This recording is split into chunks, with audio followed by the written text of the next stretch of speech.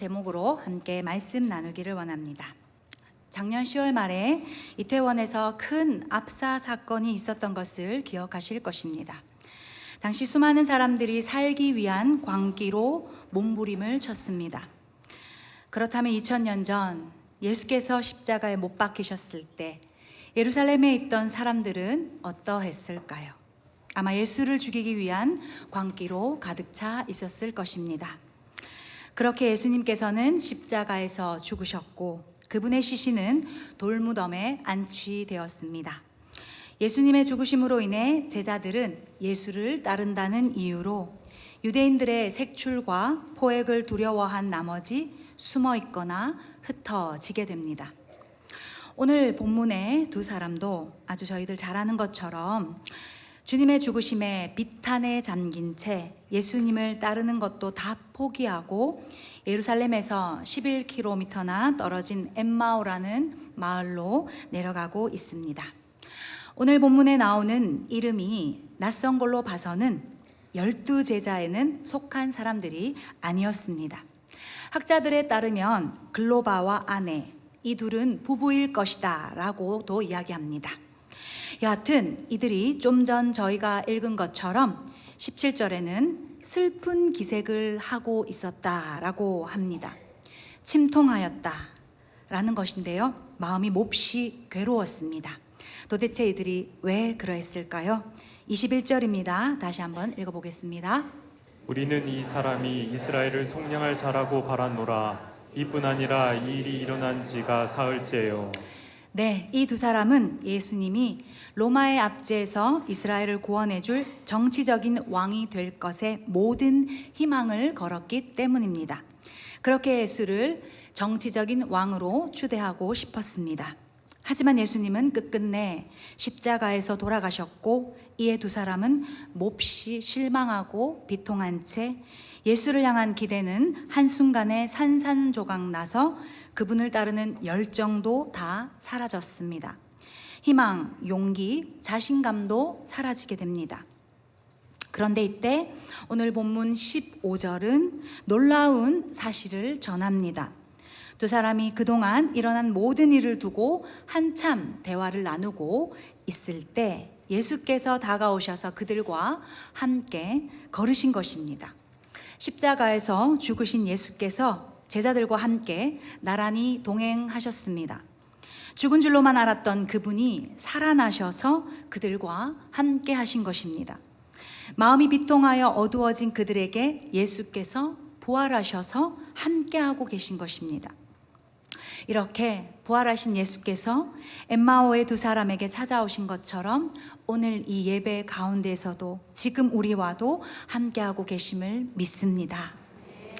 그런데 오늘 본문은요, 부활하신 예수께서 찾아오셔서 말씀도 나누시고 음성도 들려주셨지만 그들은 여전히 예수가 누구이신지 전혀 눈치채지 못했습니다. 안타까운 장면입니다. 그런데 우리 역시도 예수께서 늘 함께 계시고 있지만 엠마오의 두 사람처럼 전혀 느끼지 못하고 내가 처한 일상에만 빠져 그저 힘겹게 살아가고 있지는 않습니까? 오늘 이 두 사람의 모습을 통해서 다시 한번 나와 주님의 관계는 어떠한지 살펴보는 은혜가 있기를 소망합니다. 오늘 본문에 엠마오로 간 두 사람이 예수님을 알아보지 못한 데에는 그들에게 있어서 여러 편견이 있었기 때문입니다. 저는 오늘 편견에 대해서 나눠보고 싶습니다. 이 두 사람에게서 가장 큰 편견, 그것은 바로 예수님이 여전히 무덤 속에 있었다고 생각했고 그리고 그렇게 믿었습니다. 즉 생각의 편견은 예수님을 진정으로 아는 것에 걸림돌이 됩니다. 더 정확히 말하면 이 두 사람에게는 당시 현세주의적인 입장, 그러니까 사람이 한 번 죽으면 부활할 수 없다는 생각, 영적인 존재를 인정하지 않는 생각이 먼저 자리 잡고 있었습니다. 즉 사람 입장에서 지극히 당연히 여길 수 있는 인본적인 생각들이 지배적으로 깔려 있었습니다. 이것이 고정적인 생각이 되면 고정관념이라고 합니다. 이러한 생각이 나의 마음 가운데 밑바닥 가운데 깔려 있기 때문에 자신들을 찾아온 예수님을 알아볼 수도 느낄 수도 함께하고 있다고 생각조차 못한 것입니다. 그럼 편견, 고정관념이라는 것은 어떤 의미일까요? 잘 변하지 않아서 굳은 생각으로 인해 그것이 곧 행동을 결정하는 확고한 의식이라고 의미합니다. 즉, 쉽게 설명하면 한쪽으로 치우쳐져 있는 생각을 말합니다. 나도 모르게 겪어온 방식, 살아가면서 정해지는 라이프 스타일로 인해서 고정된 것 등이 자연스럽게 인간적이며 인본주의적인 생각이 되어서 내 행동을 결정하게 한다는 것입니다. 우리도 이런 생각의 편견으로 예수님을 보지 못할 때가 너무 많다는 것인데요. 그러나 이 모든 생각과 관념은 하나님의 입장에선 어떠할까요? 그건 바로 아주 보잘것없고 연약한 인간의 사고이자 틀입니다. 우리 하나님은 인간의 모든 생각을 아시는 전지하심과 인간의 모든 틀을 깨시는 전능하신 분이시기에 내가 가진 생각과 관념은 하나님에게는 의미 부여가 되지 않는다는 것입니다. 그렇기에 신앙이란 내 모든 생각과 틀을 깨고 하나님을 절대적으로 인식하는 것입니다. 예수 그리스도시기에 모든 것이 가능함을 온전히 믿는 것이 바로 참 믿음이라는 것입니다. 죽은 지 나흘이나 된 나사로가 살아나는 것이 우리 입장에서 가능한 일인가요? 이미 장례식까지 치른 나인성 과부의 아들이 살아나는 것은 어떤가요? 불가능한 일입니다.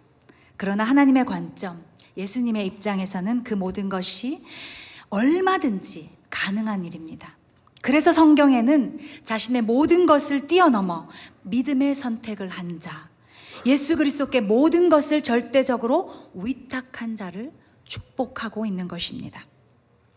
엠마오로 가는 두 제자는 자신들의 굳은 생각에서 벗어나지 못하는 편견으로 인해 그것이 곧 주님을 향한 불신앙이 됩니다. 그 편견과 불신앙이 주님의 능력을 제단한 것입니다. 그래서 신앙은 나의 관점에서 제한하는 것이 아니라 하나님의 관점으로 열어두어서 나는 할 수 없지만 주님은 하실 수 있다는 사실을 믿음으로 받아들이는 것입니다. 예수 그리스도께서 하신 말씀 그대로를 믿는 것이 순전한 믿음이라는 것입니다. 생전에 예수님을 따른 두 사람이었지만 그들의 편견이 믿음보다 더 강했기 때문에 주님의 살아나심을 그들은 믿지 못했습니다. 이처럼 생각의 편견은 결국 믿음 없도록 갑니다.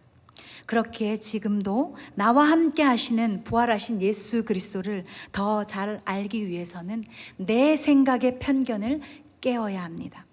인간적인 생각은 유한하고 한계가 있으며 제한적이지만 주님의 생각은 하늘의 뜻은 한계가 없으며 제한도 없고 절대 무한하다는 것을 믿으시기를 바랍니다. 그럼 왜 하필이면 수많은 사람들 중에 엠마오로 가는 두 제자에게 예수님께서 나타나셨을까요? 이는 그들의 인간적인 관념을 깨뜨려서 부활신앙을 가지게 하기 위해서입니다.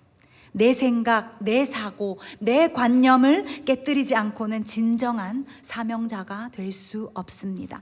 진짜 증인이 될 수 없습니다. 그러므로 생각의 편견으로 인하여서 부활신앙이 가로막히지 않기를 소망합니다. 관념과 편견을 넘어서서 하나님의 관점에서 생각하고 지금도 나와 함께 하시는 예수 그리스도를 바라보며 믿음의 눈으로 영혼과 가정과 자녀를 볼 수 있기를 소망합니다. 두 번째로 엠마오의 제자들은요, 말씀에 무지하였기 때문에 예수님을 여전히 보지 못합니다. 즉 무지함에서 비롯된 편견은 주님을 진정으로 알아보지 못하게 한다는 것입니다. 예수님은 생전에 이미 자신이 십자가에서 죽고 부활하실 것을 여러 차례 언급하셨습니다. 인간의 죄의 문제를 해결하기 위해 십자가에서 죽으시고 인간과 하나님 사이를 화목케 하실 것을 말씀하셨습니다. 그리고 부활하실 자신에 대하여서 미리 구약에서도 명시되어 있음을 알려주셨습니다. 그러나 엠마오의 두 사람은 말씀을 기억하지 못했습니다. 말씀에 대한 무지가, 가르침에 대한 무지가 주님의 부활에 대한 무지를 불러옵니다. 그랬기에 이러한 그들을 향해서 주님은 이렇게 책망하신 것입니다. 오늘 말씀 바로 뒷구절인 25절에서 27절을 우리 메시지 성경 버전으로 한번 읽어보겠습니다. 그러자 예수께서 말씀하셨다. 당신들은 머리가 둔하고 마음이 무딘 사람들이군요. 어째서 당신들은 예언자들이 말한 모든 것을 단순히 믿지 못합니까? 당신들은 이런 일이 일어나야 한다는 것과 메시아가 고난을 겪어서 자기 영광에 들어가야 한다는 것을 알지 못합니까? 그러고 나서 예수께서는 모세의 책들로 시작해 예언서를 전부 살피시면서 자신을 언급한 성경 구절들을 모두 짚어주셨다. 그렇습니다. 우리 믿음의 근거는 생각이나 감정이 아닌 바로 주님의 말씀이라는 것입니다. 미국의 신학자 조나단 에드워즈는 인간의 감정에 대해서 이렇게 설명합니다.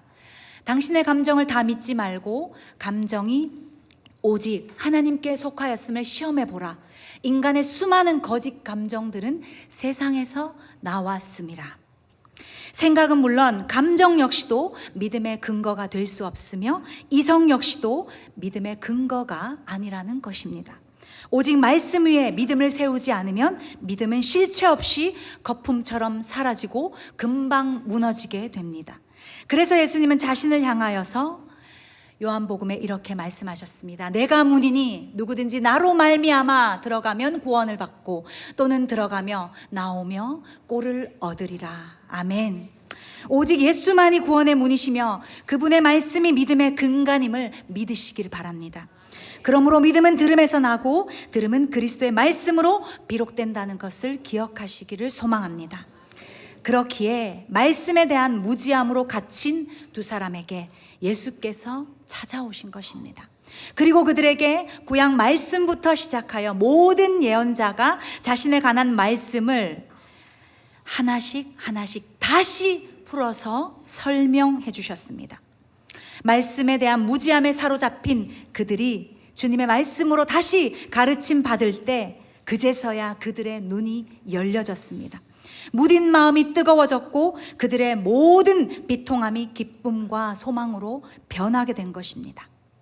사랑하는 우리 성도님들, 어떤 상황에도 나는 부활이요 생명이니 나를 믿는 자는 죽어도 살 것이다 라고 하신 예수님의 모든 말씀을 사랑하여서 읽고 듣는 우리가 되기를 소망합니다.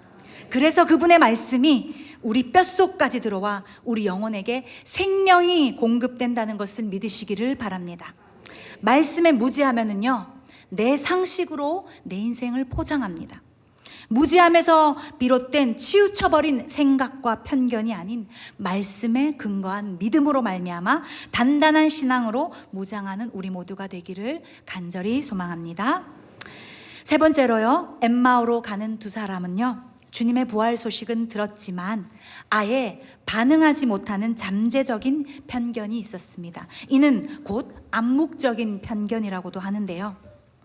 예수께서 십자가에서 돌아가신 후에 일요일 새벽 예수를 따르던 여자 성도들이 무덤에 찾아갑니다.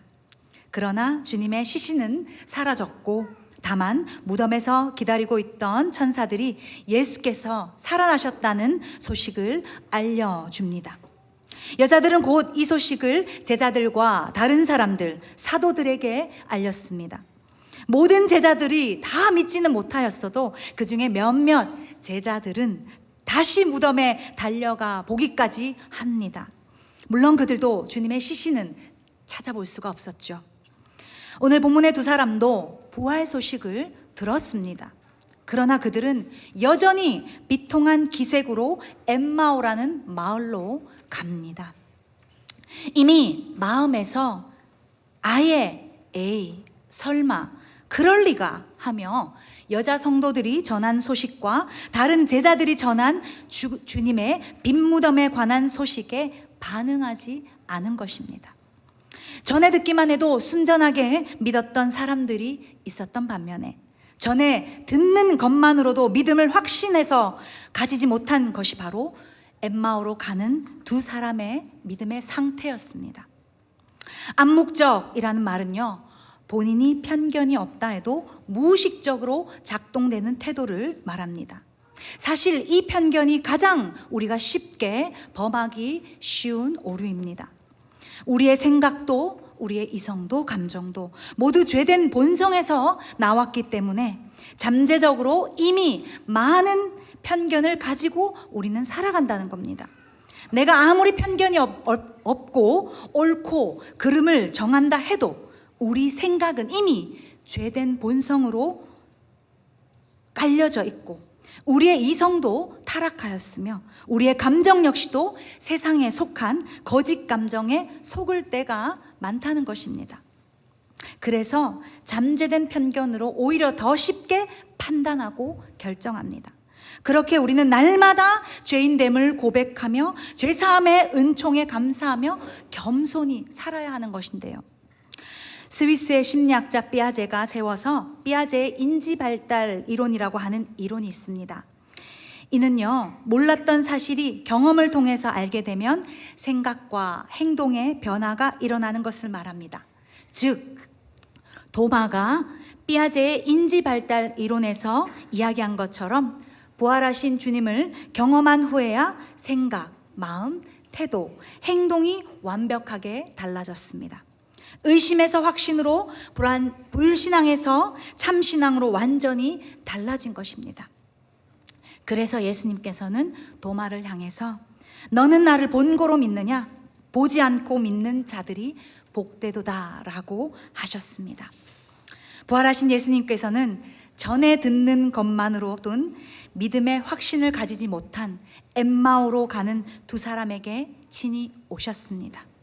여러 가지 편견으로 인해 주님을 진정으로 알아보지 못하는 그들의 모든 틀을 다 깨뜨리고 직접 만나 주러 오셨습니다.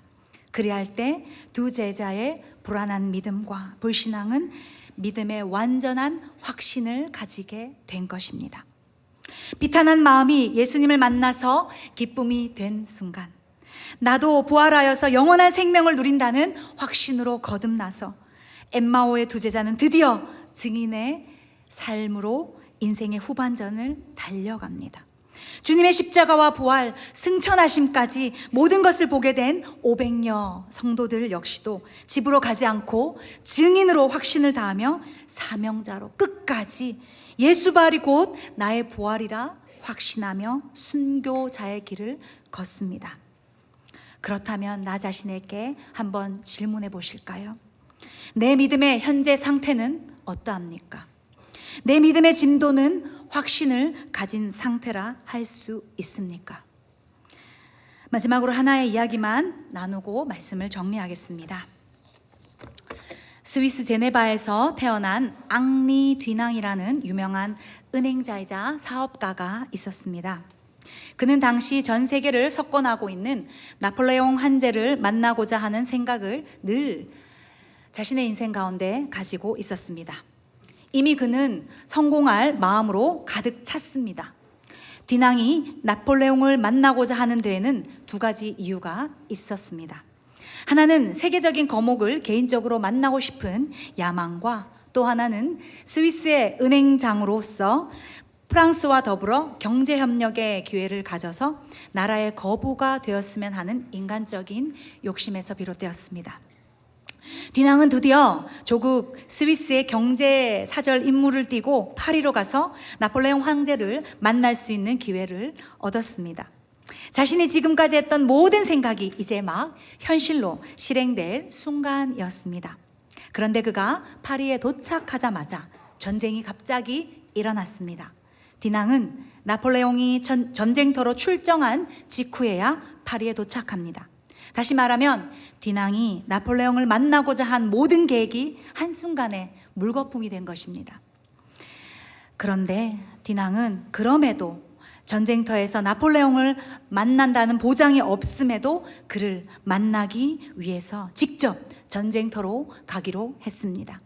그렇게 뒤낭이 직접 전쟁터로 갔을 때 그의 눈앞에서는 프랑스 군과 오스트리아의 군대가 치열한 전투를 하고 있는 상황이었습니다. 자신의 상식의 틀을 깨고 간 전쟁터였지만 인생 처음으로 포탄이 떨어지는 전쟁터에서 그는 처참한 그곳을 누비기 시작합니다. 그 후 전쟁은 끝났지만 뒤낭은 자신의 눈앞에서 온몸에 피투성이가 범벅이 되어 뒹굴고 있는 수많은 시체들을 보게 되었습니다. 전쟁의 참혹함과 인간 생명의 허무함을 절실히 느끼면서 뒤낭은 전쟁이 끝난 후에 거기에 남아서 의사를 돕고 부상병을 처리하며 시체를 치우는 작업을 이제 해야겠다고 마음먹었습니다. 그는 경건한 기독교 집안에서 아주 곱게 자란 사람이었습니다. 그런데도 불구하고 뒤낭 자신이 자기의 인생 가운데 가졌던 그 모든 편견을 다 깨뜨리기로 한 것입니다.